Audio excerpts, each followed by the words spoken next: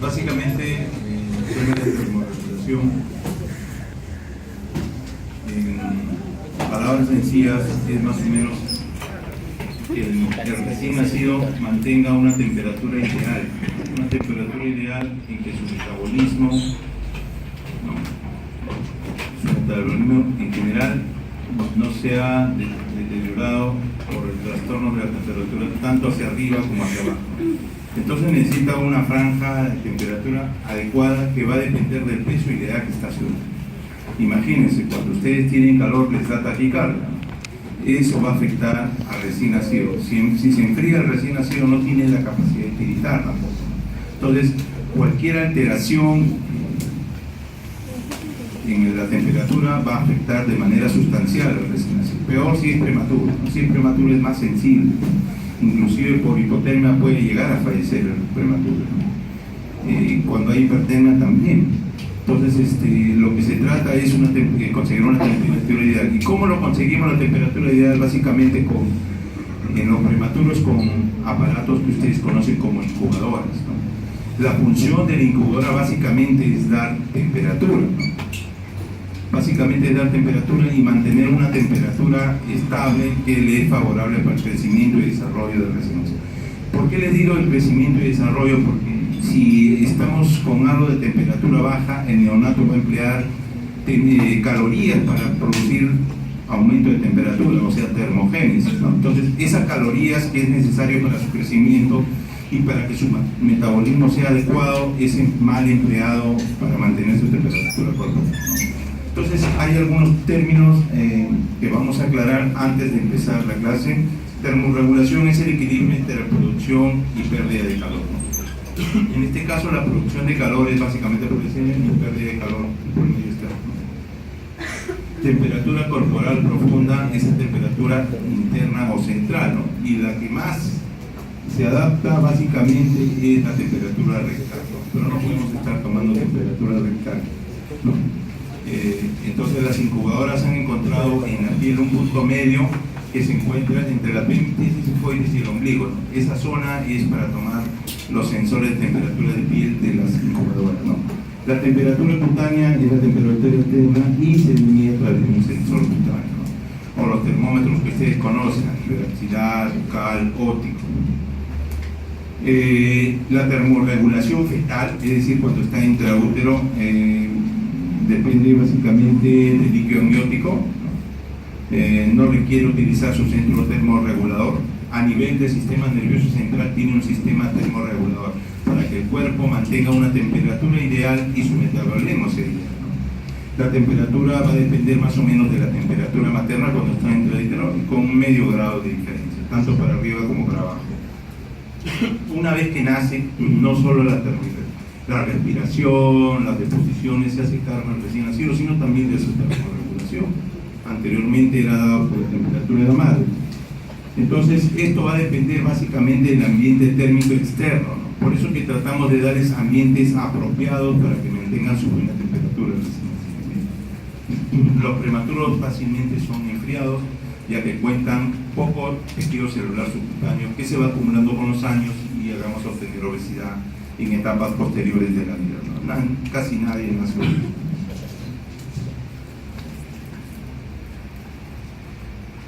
Esta es la fisiología de la respuesta térmica. Miren, los receptores se encuentran a nivel periférico, ¿no? Básicamente están conectadas con las glándulas sudoríparas. ¿Y por qué estarían conectadas con las glándulas sudoríparas?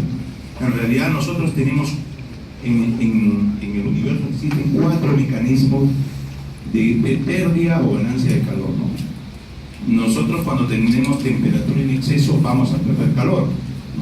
O sea, cuando tenemos hipertermia hacemos un mecanismo para perder calor.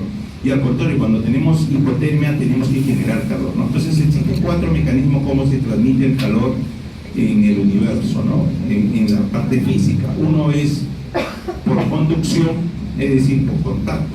Yo lo pongo por contacto, un objeto caliente y conduce ese caliente el objeto que está a su costado. También cuando decimos pérdida o ganancia de calor, por ejemplo, ustedes quieren congelar una gaseosa, ponen hielo al costado y se va a congelar, ¿no? Entonces por conducción se transmite el calor, ¿no? Cuando estoy hablando de calor es hacia arriba o hacia abajo, o sea, calor o frío. El hecho de calor o frío es relativo.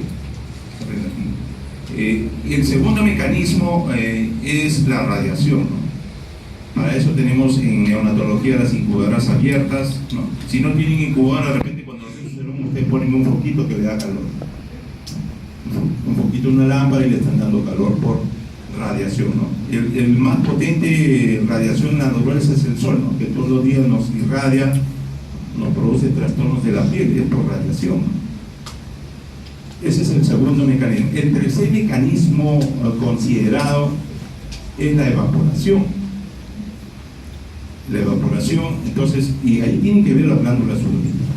¿Cómo pierdo calor? Es evaporando, ¿no? Evaporando líquido. Por eso que cuando estamos en ejercicio, nosotros generamos temperaturas altas y comenzamos a sudar para perder calor, ¿no? Por ejemplo, ahorita que hay bastante calor, comenzamos un poco a sudar, ¿no?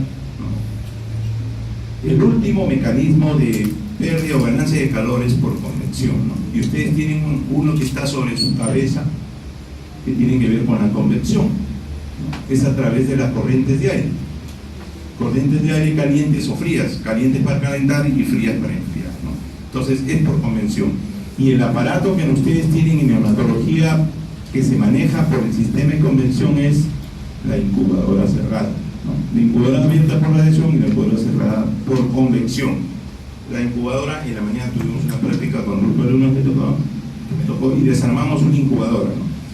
Y dentro de eso es básicamente un termostato o un ventiladorcito. O sea, el termostato es en base a una resistencia, ¿no? Haber visto las cocinas eléctricas se vuelve rojo vivo. Al parecido esto es genera calor y con el ventilador hace que ese calor en forma de corriente de aire se transmita a través de toda la incubadora, ¿no? Cerrada. Entonces ahí están los 4 mecanismos con los cuales nos vamos a avanzar, ¿no? Los estímulos térmicos para ver qué temperatura tiene nuestro cuerpo provienen de receptores de la piel, receptores térmicos profundos, ¿no? Y receptores en el área preóptica del hipotálamo, ¿no? Esos son los receptores. El regulador central, ustedes saben que en el hipotálamo hay un sistema central que tiene que ver con el control térmico, ¿no? Y que tiene que ver con el sistema de la fiebre. La fiebre es un elevar de la temperatura, ¿no? Y hay antipiréticos que actúan a nivel central y a nivel magnético. Entonces la temperatura corporal se va a modificar con respuesta al frío, con respuesta al calor. Respuesta al frío se produce vasoconstricción, ¿no? Por eso que ustedes ven personas pálidas cuando tienen frío, la cara blanca, pálida, ¿no? Porque hay vasoconstricción. Hay escalofríos, ¿no? Comienza a tiritar a la persona, ¿no? Los prematuros no tienen esa capacidad y se produce termogénesis, ¿no? O sea, comenzamos a quemar calorías para producir calor. Respuesta al calor, comenzamos a sudar, perdemos calor por convección, hay vasodilatación y hay un comportamiento diferente, ¿no?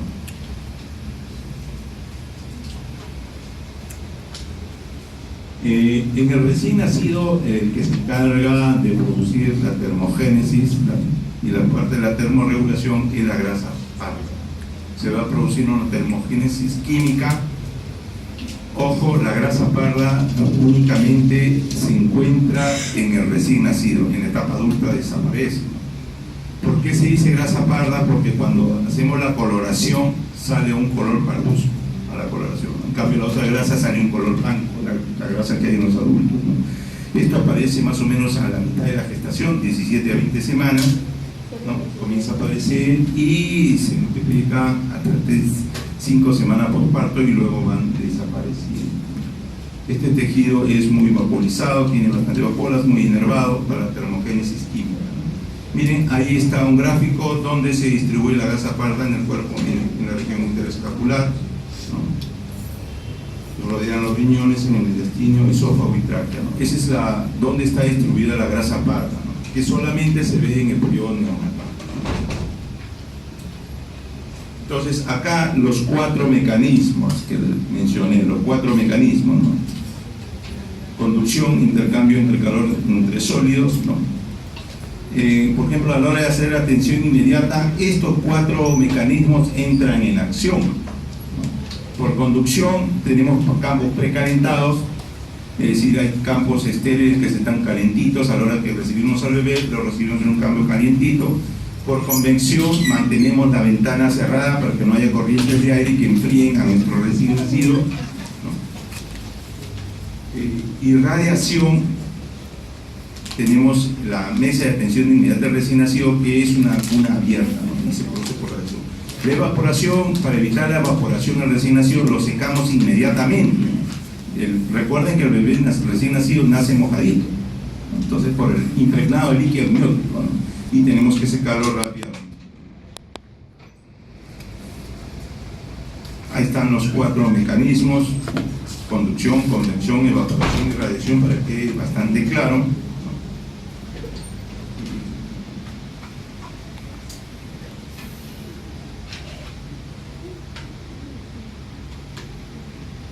Miren, este es el equilibrio térmico al comienzo de la vida, ¿no?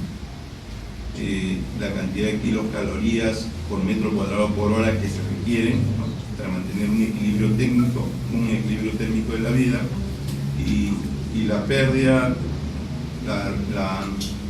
ahí está el porcentaje de pérdida que se maneja, de ganancia o pérdida de calor que se maneja en el recién nacido apenas nace. Evaporación es el 16%, radiación es el 43%, convección es el 37% y conducción es el 4%.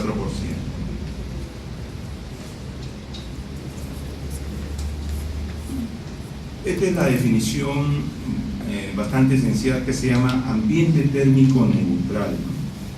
Es un ambiente, un rango de temperatura, es decir, no es un solo número, y que va a variar de acuerdo a la edad gestacional y de acuerdo a la edad postnatal que tenga el recién nacido.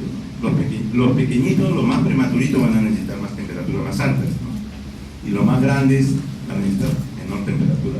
Los que son más viejitos necesitan menos temperatura que los que están recién nacidos, ¿no? Esa es una tabla que se maneja. Esas tablas básicamente para mantener el ambiente térmico neutral son lo que usan unas tablas para manejar las incubadoras, ¿no? Ven que las enfermeras programan 31, 32, 34 grados centígrados. Es en base a este estudio de ambiente térmico neutral, donde el metabolismo del recién nacido, es decir, el consumo de oxígeno, es mínimo, ¿no? Esto permite que el recién nacido esté en óptimas condiciones, ¿no? Y generalmente, miren, es entre 36 a 36.5 aproximadamente en la mayoría de casos. Miren, acá lo que le mencionaba, la edad y peso. Miren, a la edad de 36 horas, edad de 48 a 72 horas, 70, miren. Y de acuerdo al peso, las temperaturas. Este es el rango de temperatura con los que se programan las incubadoras, para que haya un ambiente térmico neutral.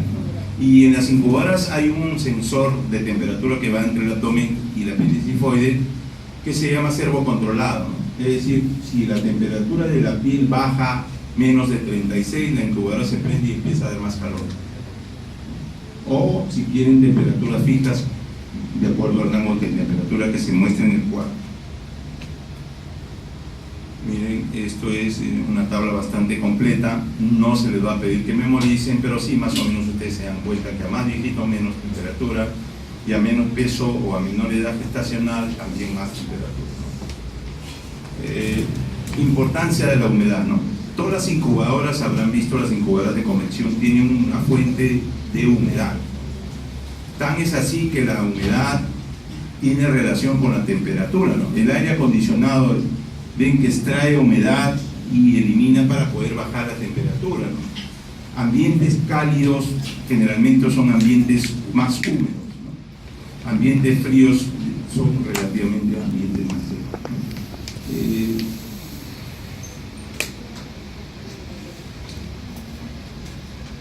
Miren, acá en sala de partos, la temperatura de la sala de partos se recomendaba 26 grados más menos 2 grados. Hay que hacer un secado rápido, y la fuente de calor o contacto piel a piel. Justo el grupo que rotó vimos el tema para la termorregulación, vieron el tema de madre canguro. Estuvo rotando ahí, vimos el ambiente de madre canguro, donde eran unas fajas y lo ponían al bebé ahí, ¿no? El calor de la madre servía como una incubadora para darle calor corporal, ¿no?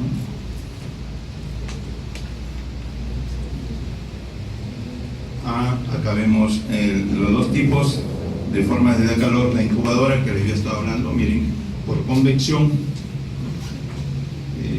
si están por frío hay que ir calentándolo lentamente en una incubadora cerrada. La cuna de calor radiante, la ventaja de esta cuna de calor radiante, nosotros tenemos incubadoras duales, ¿no? Las incubadoras duales, es decir, son incubadoras cerradas que se transforman en incubadoras abiertas, o sea, tienen los dos sistemas. Entonces, si necesitamos hacerle un procedimiento al bebé, inmediatamente lo convertimos en una incubadora radiante o abierta. ¿Para qué? Para hacer procedimientos, ¿no? Y esta incubadora abierta se utiliza en partos. En sala de partos tenemos nosotros 2 incubadoras abiertas, en sala de operaciones también tenemos 2, y en cuidados intensivos cuando queremos hacer procedimientos. Nosotros tenemos también una sala de procedimientos donde está nuestro ecógrafo y otros instrumentos. Si es que se va a usar por mucho tiempo la incubadora abierta, va a perder calor, ¿no? Y se va a deshidratar nuestro bebé. Tendríamos que cubrirlo con cobertores plásticos para evitar la pérdida de calor. Servocontrol es el control con la temperatura de que mencioné, ¿no? Entre el apéndice y el ombligo. Es un control automático y vamos a fijar una temperatura nosotros, y si baja sobre ese nivel la temperatura, se prende la incubadora. Si sube por ese nivel, se apaga la incubadora para que se enfríe el bebé, ¿no? Según la Academia Peruana de Pediatría, debe estar este rango en 36 a 36.5, la temperatura cutánea.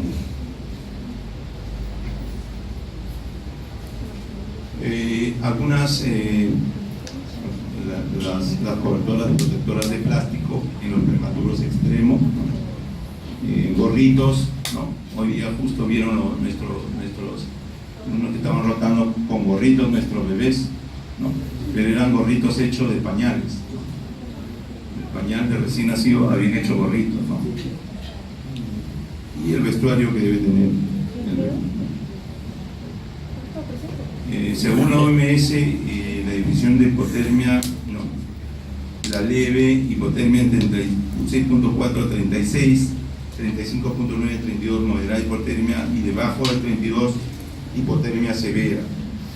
Entonces, cuando hay hipotermia, nuevamente se altera el metabolismo, mayor consumo de oxígeno, ya que se va a producir quema de calorías para mantener la temperatura, por lo tanto consumo de oxígeno, va a producir hipoxia, acidosis, aumentar el consumo de glucosa, liberación de ácido láctico y finalmente hipoglicemia. De otro lado, la producción de surfactantes se disminuye, presenta dificultad respiratoria, hay colapso areal, se abre el ductus arterioso y el agujero oval. Miren, estos son los síntomas que presenta generalmente el recién nacido que está por hipotermia, ¿no? Letargia, succión pobre, intolerancia, apnea, bradicardia, acidosis, dificultad respiratoria, hipoglicemia, convulsiones, shock y muerte. Miren, ahí está por diferentes colores, ¿no? La leve, moderada y severa. Los síntomas que presentan los 3 grupos de hipotermia, ¿no? Puede llegar a la muerte, ¿no? Si dejamos un bebito a la intemperie, a veces lo abandonan, amanece muerto. Miren, lo que les puedo comentar es acá que nosotros, cualquier prematurito que vemos que no gana peso, seguramente puede ser una de las causas de hipotermia. Entonces lo subimos a incubadora, ¿no? A pesar de que ya regula temperatura, para que no gaste calorías para mantener su temperatura y lo utilice para que gane peso y crezca, ¿no? Tratamiento de la hipotermia, hay que calentarlo lentamente, ¿no? Y hay que cada 15 minutos ir aumentando esta temperatura. Hay que suspender la alimentación, ¿no? Hay que vigilar los periodos de apnea, y hay 15 minutos hay que ir ajustando y tomando la temperatura. Luego de revisar la termorregulación, vamos a hacer el segundo tema, que es el transporte neonatal. El transporte neonatal es ya desde muy épocas antiguas, ¿no? Y eso ocurre básicamente por 2 motivos: buscar un sitio donde tenga mayor complejidad o por hacer exámenes auxiliares que no lo hacen en nuestro establecimiento. Acá algo histórico, es un sistema organizado, ¿no? Miren, este sistema está organizado en salud, y está organizado en el Ministerio de Salud, ¿no? El Seguro y el Ministerio de Salud. En el Salud ellos tienen un sistema que se llama el STAE, que son una central de ambulancias. Y en el MINSA han tratado de hacer con el SAMU, ¿no? Son ambulancias también, un sistema de ambulancias, ¿no? Que lo han copiado del modelo francés, bueno, mal copiado porque no ha ido muy bien. Entonces, en neonatología, esas ambulancias tienen que estar provistas de una incubadora, un ventilador mecánico y un monitor, básicamente, ¿no? El objetivo es de unir la mortalidad neonatal y trasladar en forma óptima. Muchas veces en el traslado han fallecido, ¿no? Han llegado muertos, han llegado estubados, han llegado con la vía de endovenosa salida, con tubos endotraqueales salidos, ¿no? Entonces tienen que estar personas capacitadas para eso y tienen que averiguar si hay cupo en otro hospital, ¿no? Por ejemplo, la semana pasada Chosica envió 2 prematuros, pero no contó que nosotros habíamos recibido prematuros de Piura, entonces en ese momento no teníamos la capacidad de atenderlo, pero ahí estuvo la otra sede que recibió esos prematuros, que fue 2 de mayo, ¿no? Pero ellos lo trajeron de frente a nuestro hospital sin coordinar, ¿no? Y justo habíamos recibido de Piura estos bebés prematuros. Ya no teníamos cupo, no teníamos 14 pacientes, cuando nuestra UCI es para 10 pacientes. Son 2 UCIs, ¿no? 6 y 4 camas. Los modos de transporte, lo ideal es transportarlos intraútero, ¿no? Cuando la madre tiene alguna patología, ser transportado. Miren ahí todas las patologías que podría tener. Y finalmente, transporte neonatal. El transporte neonatal en incubador, ¿no?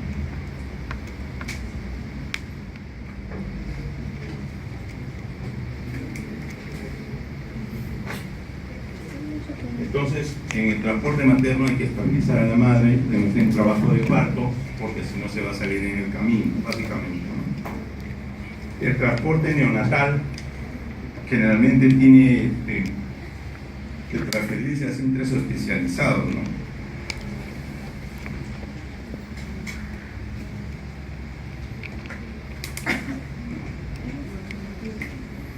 Miren, hay todas las patologías, la dificultad respiratoria a la cabeza, que es lo más frecuente, están solicitando ventilación mecánica. La patología quirúrgica, tenemos un servicio de cirugía pediátrica que hace guardia 24 horas. La prematuridad extrema, cardiopatías congénitas, tenemos un cardiólogo pediatra. La asfixia severa,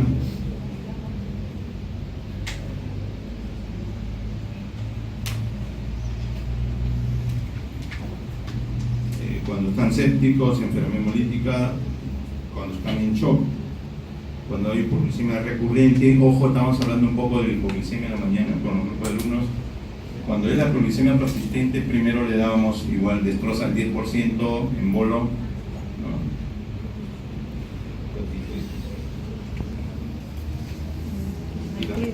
Justo eso, ¿no? Y el segundo paso era el uso de corticoides. En hipoglucemia persistente llegan hasta el uso de corticoides y luego tienen que transferirlo a nuestro servicio. Tiene que haber comunicación, no miren qué es lo que pasó con Chosica, que nos transfirió sabiendo que teníamos 14, no sabían ellos que teníamos 14 pacientes, estábamos en exceso, no había manera de ponerlos en ningún sitio. No teníamos ni un punto de oxígeno más, porque podríamos haberlo tenido en el medio, pero no había punto de oxígeno disponible. Tiene que ser personal entrenado. Cada 2 meses nosotros hacemos simulacros de reanimación neonatal, tenemos un muñeco para intubar y hacemos con el personal, el técnico y las enfermeras son capacitadas, los residentes y los internos.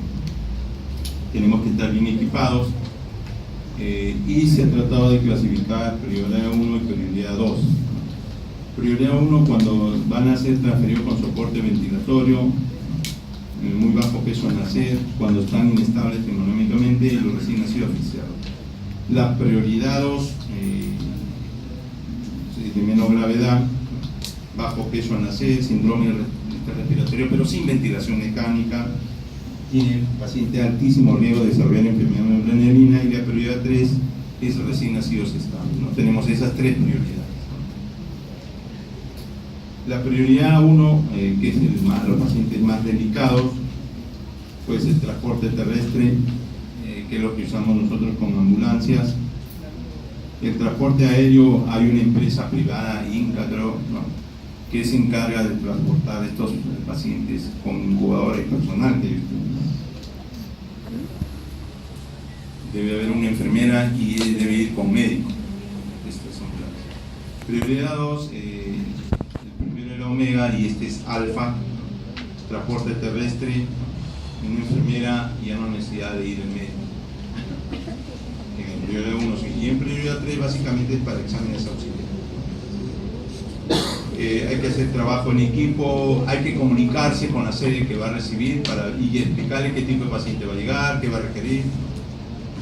La preparación es estabilizar del paciente antes de referir, ¿no? Que tenga una vía aérea permeable, frecuencia cardíaca y presión arterial adecuada, temperatura adecuada, la glucosa, el hematocrito, y tiene que estar con una vía endovenosa. Todo recién nacido tiene que estar con una vía endovenosa, ¿no?, para cualquier eventualidad. Hay algunos problemas especiales, básicamente quirúrgicos, que tienen una manera especial de manejarlo, ¿no? Y hay que poner a veces sonda nasogástrica, ¿no?